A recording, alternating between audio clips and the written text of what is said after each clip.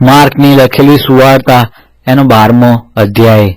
માર્કની લખેલી સુવાર્તા અધ્યાય 12. અને તે તેઓને દ્રષ્ટાંતોમાં કહેવા લાગ્યો કે એક માણસે દ્રાક્ષાવાળી રોપી ને તેની આસપાસ વાડ કરી ને દ્રાક્ષકુંડ ખોદ્યો ને બુરજ બાંધ્યો ને ખેડૂતોને તે ઇજારે આપીને પરદેશ ગયો. અને મોસમે તેણે ખેડૂતોની પાસે ચાકર મોકલ્યો કે તે ખેડૂતો પાસેથી દ્રાક્ષાવાળીના ફળમાંથી કંઈ લે. પણ તેઓએ તેને પકડીને માર્યો ને ખાલી હાથે પાછો મોકલ્યો.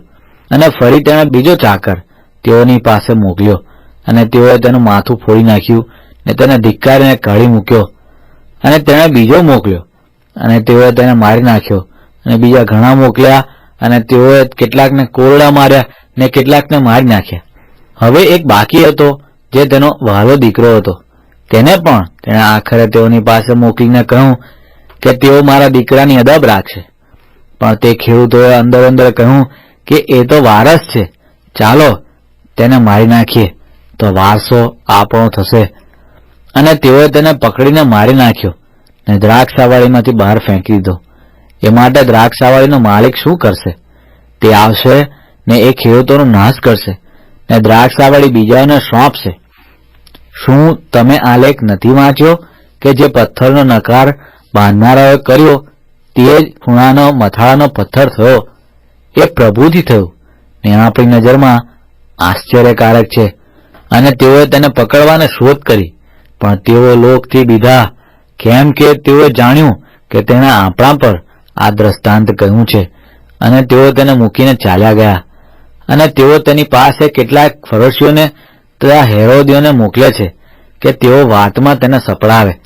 અને તેઓ આવીને તેને કહે છે કે ઉપદેશક, અમે જાણીએ છીએ કે તું ખરો છે ને કોઈની દરકાર કરતો નથી, કેમ કે માણસોનું મોં તું રાખતો નથી, પણ સત્યતાથી દેવનો માર્ગ શીખવે છે. કૈસરને કર આપવું ઉચિત છે, આપીએ કે ન આપીએ? પણ તેણે તેઓનો ઢોંગ જાણીને તેઓને કહ્યું કે તમે મારું પરીક્ષણ કેમ કરો છો? 1 દિનાર મારી પાસે લાવો કે હું જોઉં. અને તેઓ લાવ્યા. અને તે તેઓને કહે છે કે આ સુરત તથા લેખ કોના છે? અને તેઓએ તેને કહ્યું કે કૈસરના. અને ઈસુએ ઉત્તર આપીને તેઓને કહે છે કે જે કૈસરના છે તે કૈસરને, ને જે દેવના છે તે દેવને ભરી આપો. અને તેઓ તેનાથી ઘણો અચંબો પામ્યા.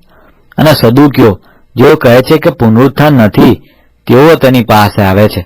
અને તેઓએ તેને પૂછ્યું કે ઉપદેશક, મૂસાએ અમારે માટે લખ્યું કે જો કોઈનો ભાઈ નછોડવો મરીને પત્નીને મૂકે તો તેનો ભાઈ તેની પત્ની લે ને પોતાના ભાઈને સારું સંતાન ઉપજાવે.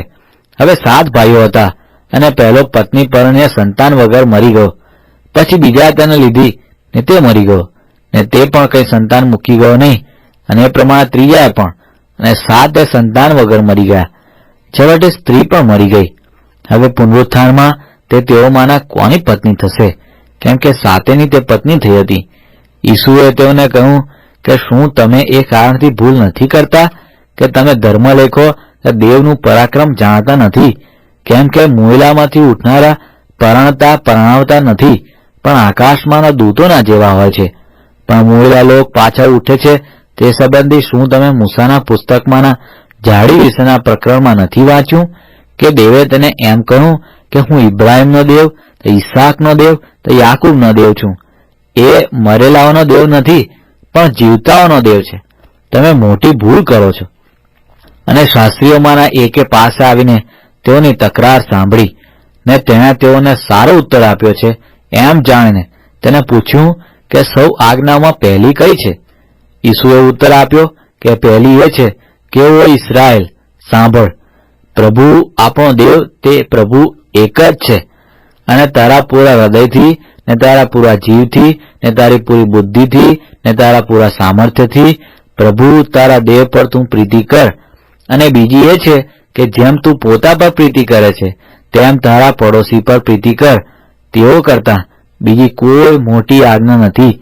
અને શાસ્ત્રીએ તેને કહ્યું કે ખરેખર ઉપદેશક, ત્યાં ઠીક કહ્યું છે કે તે એક જ છે અને તે વિના બીજો કોઈ નથી. અને પૂરા હૃદયથી ત્યાં પૂરી સમજણથી, ત્યાં પૂરા સામર્થ્યથી તેના પર પ્રીતિ કરવી, ત્યાં પોતા પર તે પોતાના પડોશી પર પ્રીતિ કરવી, તે સર્વ સકળ દહનયાર પણ યજ્ઞ કરતા અધિક છે. અને તેના દાપણથી ઉત્તર આપ્યો છે. એ જોઈને ઈસુએ તેને કહ્યું કે તું દેવના રાજ્યથી દૂર નથી. અને ત્યાર પછી કોઈએ તેને પૂછપરછ કરવાની હિંમત ન ધરી. અને મંદિરમાં બોધ કરતા ઈસુએ ઉત્તર આપીને કહ્યું કે શાસ્ત્રીઓ કેમ કહે છે કે ખ્રિસ્ત દાઉદનો દીકરો છે? કેમ કે દાઉદે પોતે પવિત્ર આત્માથી કહ્યું કે પ્રભુએ મારા પ્રભુને કહ્યું કે તારા શત્રુઓને હું તારું પાયસન કરું ત્યાં સુધી તું મારે જમણે હાથે બેસ. દાઉદ પોતે તેને પ્રભુ કહે છે તો તે તેનો દીકરો કેવી રીતે છે? અને બધા લોકોએ ખુશીથી તેનું સાંભળ્યું. અને તેને બોધ કરતા તેઓને કહ્યું કે શાસ્ત્રીઓથી સાવધાન રહો. તેઓ જામા પહેરીને ફરવાનું, ત્યાં ચૌટાઓમાં સલામો, ત્યાં સભાસ્થાનોમાં મુખ્ય આસનો, ત્યાં જમણવારમાં મુખ્ય જગાઓ ચાહે છે. તેઓ વિધવાઓના ઘર ખાઈ જાય છે ને ઢોંગ કરીને લાંબી પ્રાર્થનાઓ કરે છે. એઓને વિશેષ સજા મળશે. અને તેના ખજાનાની પાસે બેસીને લોકો ભંડારમાં પૈસા કેવી રીતે નાખે છે તે જોયું. અને ઘણા પૈસાદારોએ ઘણા નાખ્યા. અને એક દરિદ્રી વિધવાએ આવીને 2 દમડી એટલે એક અધેલો નાખ્યો. અને તેણે પોતાના શિષ્યોને પાસે બોલાવીને તેઓને કહ્યું, હું તમને ખચિત કહું છું કે ભંડારમાં એ સર્વ નાખનારા કરતાં આ દરિદ્રી વિધવાએ વધારે નાખ્યું છે.